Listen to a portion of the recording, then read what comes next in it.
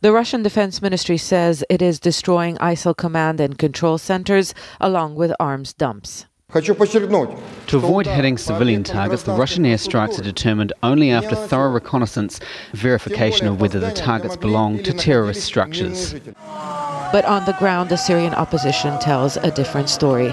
It says Russian airstrikes have been targeting civilians and armed groups opposed to the government of President Bashar al Assad, and that the aerial campaign is part of preparations to launch a ground counter-offensive to recapture lost territory.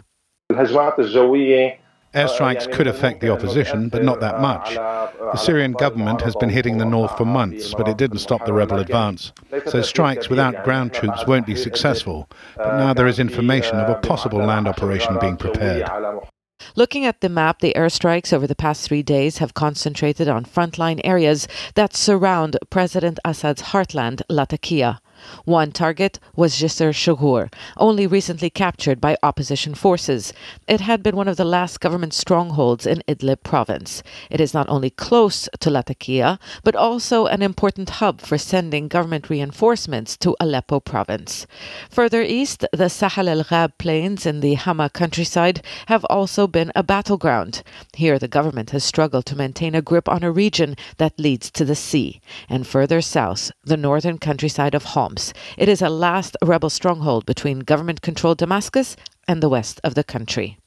The Kremlin made it very clear. It said the aim of the airstrikes is to help the Syrian armed forces in their weak spots.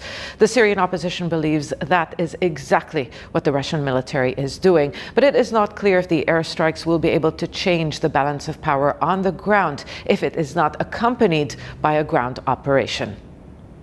But there are those who believe the West, including the United States, is quietly supporting Russia's actions. Washington doesn't want to end the war, and the situation is more complicated. In fact, the West is colluding with Russia. What's happening now is efforts to end our revolution.